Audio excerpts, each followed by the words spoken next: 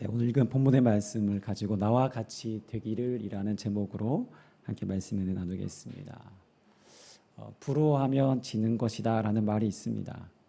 아마 드라마에 이런 장면이 있죠. 학교 동창회나 혹은 오랜만에 오래된 옛 친구들 만났는데 학창 시절에는 나보다 훨씬 공부도 못하고 얼굴도 못생기고, 근데 그런 친구가 어느새 사장님 부인이 되어서 명품 백을 메고 우아한 자태를 뽐내며 등장할 때 주인공은 부러움을 금치 못합니다.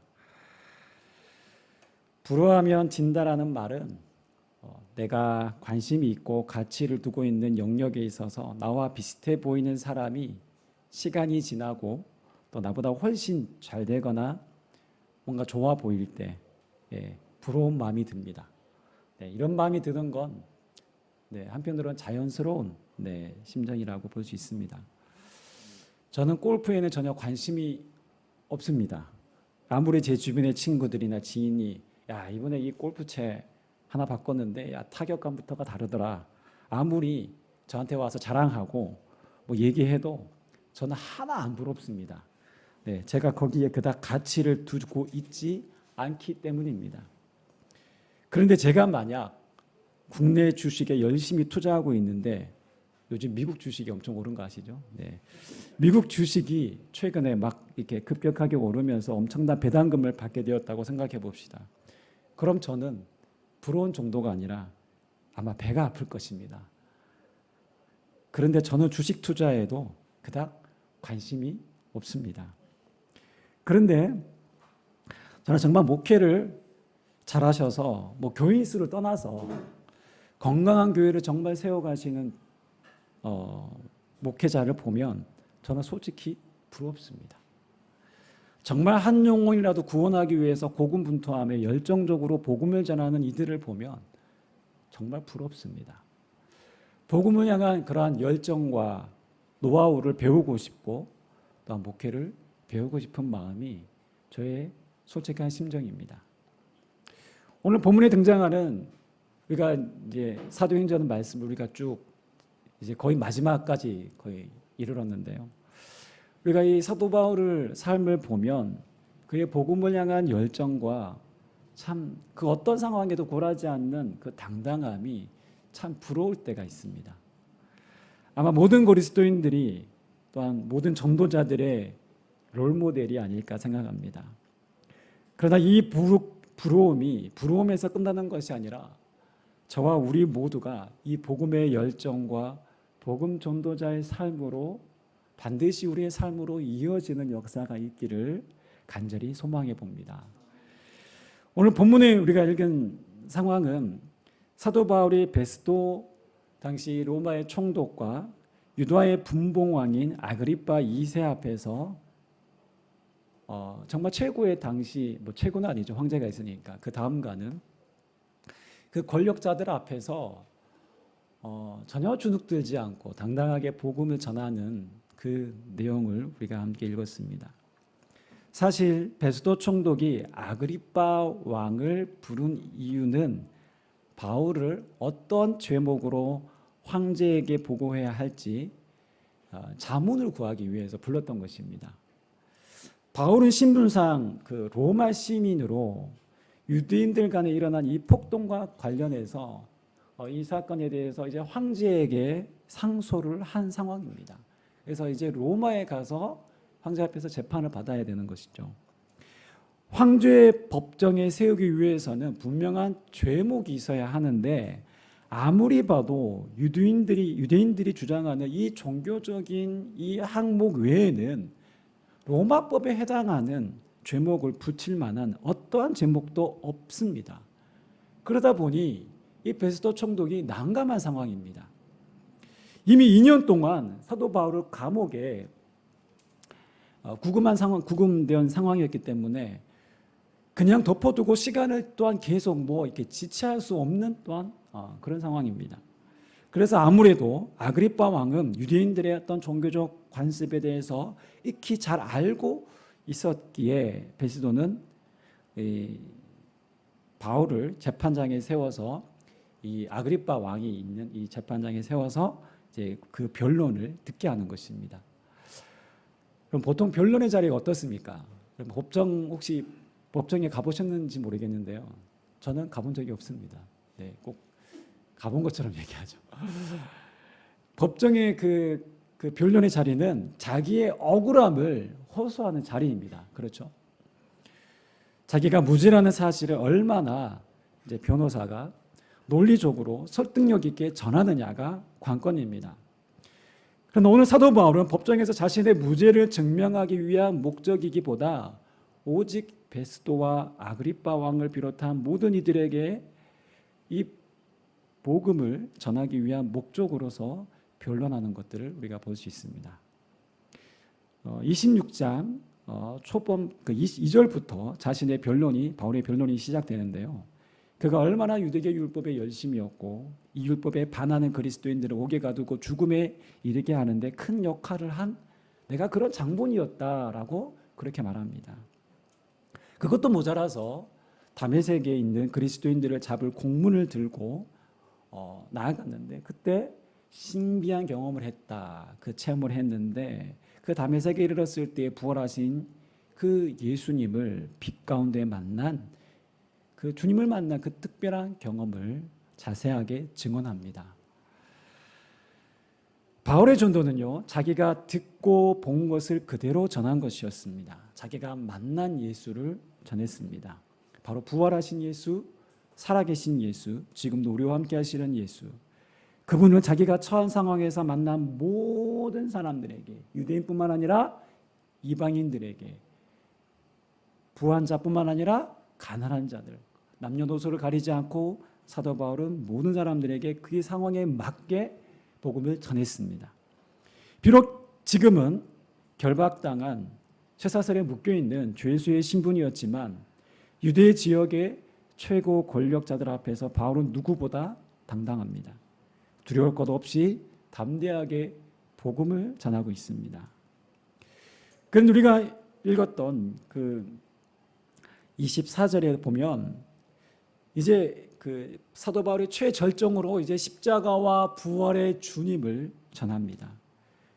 그 예수 그리스도를 전하자 이 베스도 총독이 갑자기 그 자리에서 일어서며 호통치듯 이렇게 얘기합니다. 바울아, 네가 미쳤도다. 네 많은 학문이 너를 미치게 했다라면서 그렇게 화를 냅니다.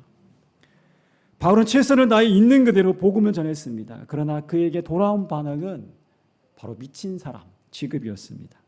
많은 사람들 앞에서 조롱당하고 모함받는 그런 상황이었습니다. 네, 이해는 됩니다. 이성을 중요시하는 그리스 로마 문화에서 자라고 그렇게 교육받은 베스도 입장에서는 죽은 사람이 다시 살아나는 이 부활의 교리는 도저히 납득되지 않는 허황된 신화와 같이 아마 느꼈을 것입니다. 그래서 바울의 많은 학문이 오히려 너를 정신병자로 만들어버렸다라는 식으로 그렇게 치부해버렸습니다. 베스도 입장에서는 미치지 않고서는 도저히 이렇게 말할 수 없다라고 생각했기 때문입니다. 그렇게 베스도는 자신의 그러한 이성의 틀에 갇혀서 바울이 전한 복음을 냉혹하게 거부하며 바울을 정신병자 취급했습니다. 그러나 바울은 베스도 총독과 논쟁하거나 더 이상 토를 달지 않고 그의 복음에 대한 관심을 아그리빠 왕으로 옮겨갑니다. 그리고 아그리빠 왕에게 이렇게 말합니다. 우리 26절 말씀을 우리말 성경으로 다시 한번 읽어보겠습니다. 시작. 왕께서는 이 사실을 알고 계시므로 제가 거리낌 없이 말할 수 있습니다. 이것은 어느 한 구석에서 일어난 일이 아니기 때문에 어떤 것 하나라도 왕께서 모르고 넘어가셨을 리 없다고 저는 확신합니다. 여기 보시면 왕께서는 이 사실을 알고 계심으로, 이 사실이 무엇일까요? 네, 예수 그리스도의 십자가와 부활의 사건입니다. 당시 예수님의 생애, 그분의 사역, 그리고 십자가와 이 부활은 어느 한 구석에서 일어난 일이 아니었습니다. 그 사건은 유대 한복판, 바로 예루살렘에서 일어난 사건이었습니다. 이미 조금은 시간이 흘렀지만 이 사실에 대해서는 유대인들과 로마 정부에까지 보고된 잘 알려진 사건이었기에 당시 분봉왕인 이 아그리파 왕도 잘 알고 있었습니다. 그래서 의도적으로 바울이 아그리파 왕에게 이렇게 말문을 여는 것입니다. 더 나아가서 이 유대교 어떤 문화와 그들의 종교에 대해서 이미 익숙하고 지식이 있는 아그리파 왕에게 선지자를 믿는지 묻습니다. 그래서 만약 선지자를 믿는다고 인정하면 어떻게 될까요? 바울이 말한 복음을 곧 인정하게 되는 것입니다. 왜냐하면 바울은 다른 사상이나 전통이 아니라 모세와 선지자들이 말한 것을 전했기 때문입니다. 그리고 모세와 선지자들이 말한 모든 예언이 이제 바로 예수 그리스도의 십자가와 부활의 사건으로 그 예언이 성취되었습니다. 그렇기에 바울이 말한 증언들 그리고 그 중심에 있는 십자가와 부활의 복음은 결코 허황된 얘기, 꾸며낸 얘기가 아닌 철저하게 구약의 예언의 말씀이 성취된 매우 논리적이고 또한 동시에 그 부활하신 그 예수를 경험한 사도 바울이 직접 눈으로 또한 체험으로 경험한 고백이었습니다.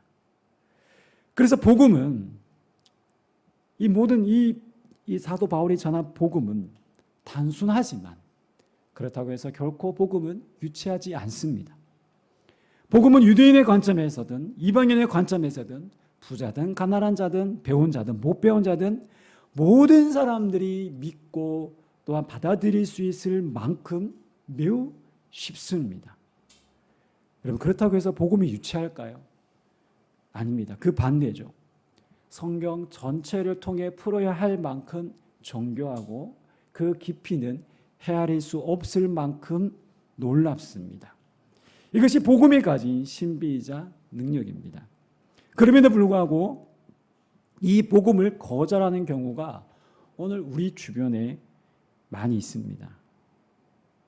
분명 복음을 들었지만 복음의 내용을 알고 있지만 아직 내 안에 이렇게 풀리지 않는 의문이 있고 확실히 믿어지지 않아서 구도자적인 자세로 이 진리를 찾는 이들 있습니다. 네. 이들의 상황은 우리가 충분히 이해해야 합니다. 하지만 복음의 내용을 알면서 예수가 누군지 알면서도 복음을 거절하는 경우가 있습니다. 병상 앞에서 죽음을 눈앞에 두고도 의외로 복음을 받아들이지 않는 사람들이 있습니다.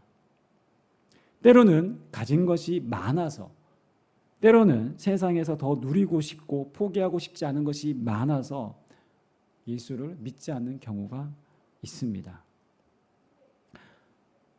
제가 오래전에 서울에서 사역을 하고 있을 때 하남에 있는 그 지교회에 전도 지원을 나간 적이 있습니다. 매주 화요일마다 이제 전도 특공대라고 해서 우리가 모임을 하고 전도를 했는데요. 그 교회 주변을 다니며 전도를 하면서 지금도 있을지 모르겠는데 그 하남 부동산 그 앞에서 김장을 준비하시는 그 여자 두 분이 김장을 하고 계시더라고요. 아마 한 11월쯤 되었던 것 같습니다. 이렇게 이런저런 이야기를 이렇게 건네다가 이제 혹시 교회 나가세요? 예수님 믿으십니까? 라고 이렇게 단도직입적으로 여쭤봤습니다. 네. 근데 이분은 예전에 교회를 잠깐 나가기도 했었는데 지금은 안 다닌다, 안 나갑니다 라고 이렇게 얘기를 던지시더라고요. 그러면서 교회는 나중에 조금 나이 들어 다녀도 되지 않느냐. 네, 지금은 제가 교회 나갈 형편이 안 됩니다. 상황이 안 됩니다.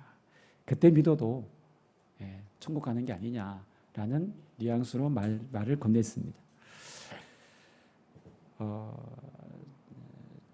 저랑 같이 동행한 목사님도 계셨는데 아닙니다. 우리가 언제 죽을지 모릅니다. 내일 일을 알지 못합니다. 라고 하면서 이제 그분을 설득해 보았지만 복음을 전해 보았지만 받아들이지 않았습니다. 귀찮은 듯 빨리 갔으면 하는 그런 눈치였습니다. 네. 사람들이요 예수 믿으면 영생을 얻는다라는 것을 모르는 것이 아닙니다. 사람들은 어쩌면 복음을 몰라서 예수를 안 믿는 것이 아니라 복음을 들었음에도 예수 믿으면 내가 지금 짓는 죄를 마음껏 짓지 못하니까. 세상에서 내 마음대로 하고 싶은 대로 못 사니까. 그것이 내 자유인데 내 자유가 구속이 되어버리면 싫으니까. 그래서 어쩌면 예수를 믿지 못하고 있구나 하는 그런 생각이 그때 들었습니다. 바로 오늘 여러분 본문에 등장하는 아그리빠 왕이 그랬지 않았을까요? 자신의 정치적인 입장, 그런 여러 가지 복합적인 견해 때문에 복음을 들어서 알아도 선뜻 자신을 복음 앞에 내려놓지 못합니다. 아그리빠 왕은 유대인의 분봉왕이었기 때문에 로마 정부와 유대인들의 환심을 사야 하는 위치에 있었습니다. 로마 정부라는 힘의 논리에 빌붙어 있어야 합니다. 아부를 잘 해야 합니다. 또한 동시에 유대인들의 비위도 잘 맞춰야 합니다. 그들의 심기를 건드려서는 또 어떠한 어려움이 있을지 모릅니다. 유대인들의 종교적 정치적 입장에서 힘을 실어줘야 하는 위치에 있습니다. 그렇기에 덜컥 바울이 전하는 예수를 받아들이면 엄청난 지각 변동이 일어나게 됩니다. 당장 유대인들이 두려움의 대상으로 다가옵니다. 그들이 어떤 난리와 폭동을 일으킬지 모릅니다. 사실 이건 저의 지나친 상상입니다. 왜냐하면 여러분 본문을 보세요. 아그리빠 왕이 예수를 믿으려고 한 것 같지 않습니다. 그래서 28절에서 이렇게 바울에게 말하죠. 제가 현대인의 성경을 한번 읽어보겠습니다. 그러자 아그리빠 왕이 바울에게 네가 이 몇 마디 말로 나를 그리스도인으로 만들 것 같으냐 하였다. 결국 아그리빠 왕은 복음을 분명히 사도 바울을 통해서 분명히 복음을 여러분들 누가가 사도행전에 기록할 때요. 여러분 이렇게 기록 문헌은 이 성경은요. 아마 이 장황한 그 모든 내용을 압축해서 기록했습니다. 몇 마디 적은 말로 되어 있지만 사실은 몇 마디 적은 말이 아니에요. 아마 내용이 조금 길었을 거예요. 다 기록할 수 없습니다. 압축해서 핵심적인 내용들만 주된 내용 위주로만 기록했을 거예요. 자, 정말 분명하게 복음을 정확하게 들었습니다. 사도 바울이 얼마나 열변을 토했겠습니까? 얼마나 진정성을 가지고 이 복음을 전했겠습니까? 그럼에도 불구하고 사도 바울은 베스도 총독에게 미쳤다라는 미친 사람, 정신병자 취급을 받았고요. 또 아그리빠 왕은 바울의 복음을 들었지만 거절합니다. 그럼에도 불구하고 바울은 이렇게 담대하게 말합니다. 오늘 29절, 오늘 제가 본문의 제목을 잡은 구절인데요. 우리 29절 현대인의 성경으로 다시 한번 읽어보겠습니다. 시작. 그래서 바울은 말이 적든 많든 왕뿐만 아니라 오늘 내 말을 듣는 모든 사람이 이렇게 묶인 일 외에는 다 나와 같이 되기를 하나님께 기도합니다 하고 대답하였다. 다 나와 같이 되기를. 바울은 아그리빠 왕 앞에서도 베스도 총독 앞에서도 전혀 주눅들지 않고 다 나와 같이 되기를 바랍니다 라고 담대히 그들을 촉구합니다.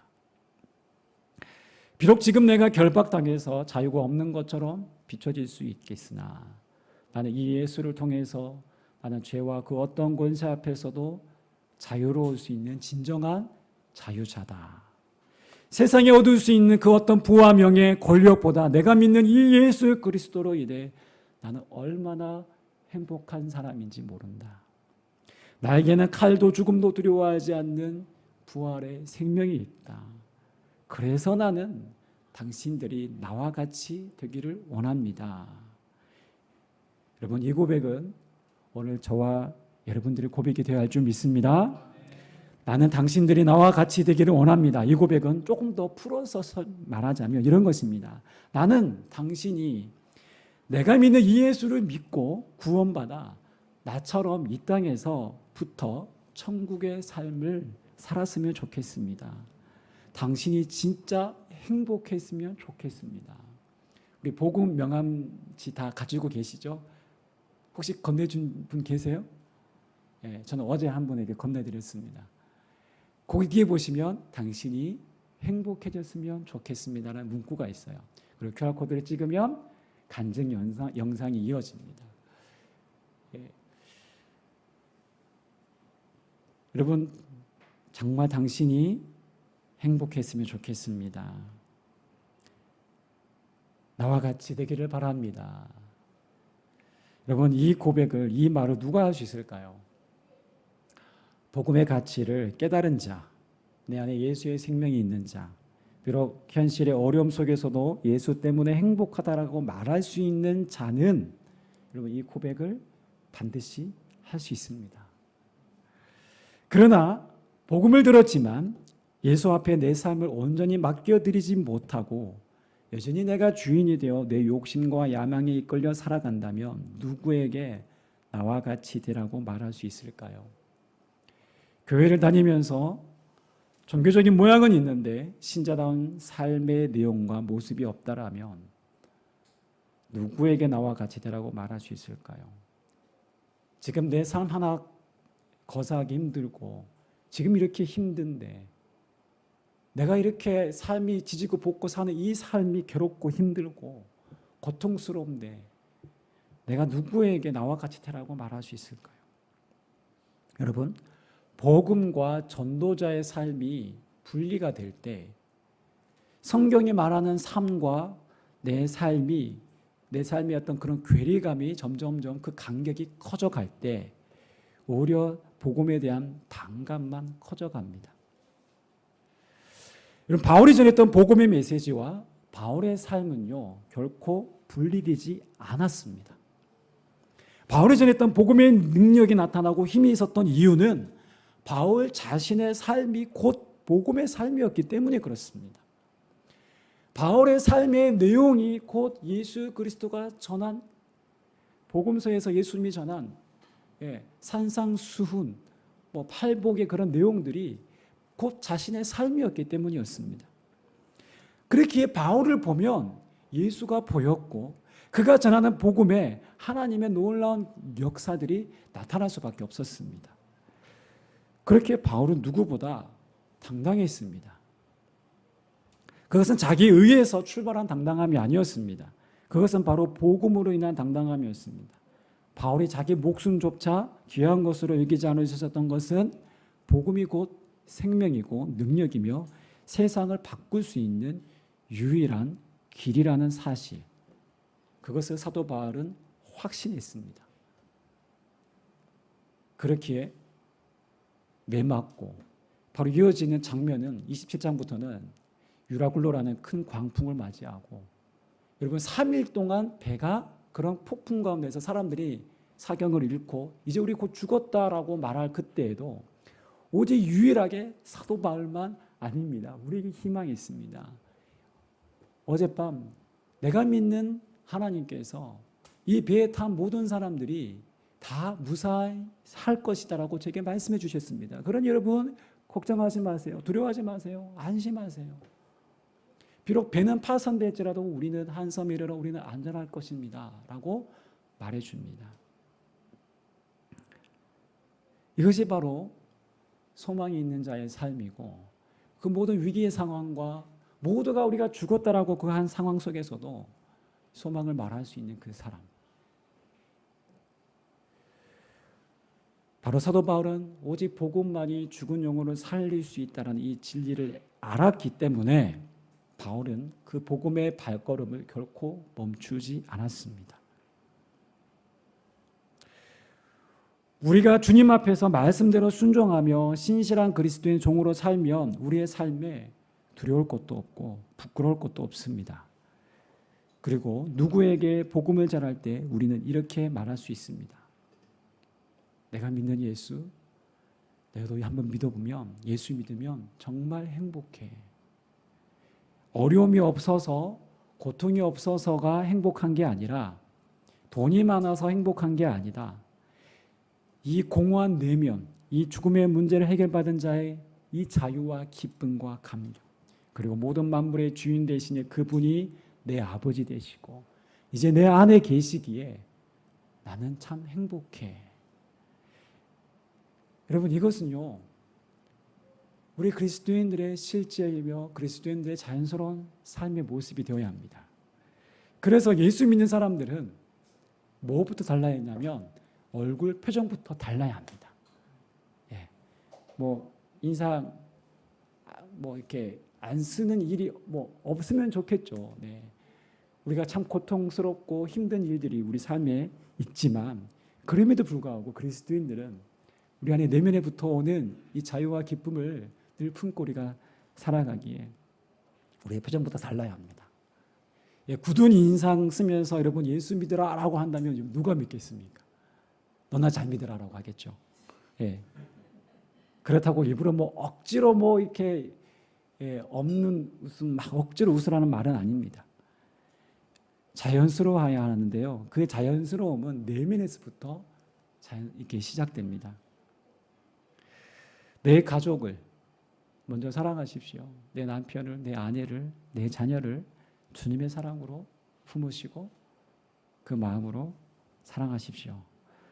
나와 함께 일하는 사람을 진심으로 사랑하십시오. 그 마음이 전달되고 그 진심이 통할 때요. 복음은 역사합니다. 반드시 역사하게 되어 있습니다. 이 예수 그리스도를 소유한 이 놀라운 은혜와 감격이 우리의 얼굴에 자연스럽게 나타나고 우리의 삶의 향기로 내뿜어져 나올 때 누가 봐도 당신을 보니 나도 예수 믿고 싶다는 이 놀라운 고백을 여러분 반드시 받아내셔야 됩니다. 아멘.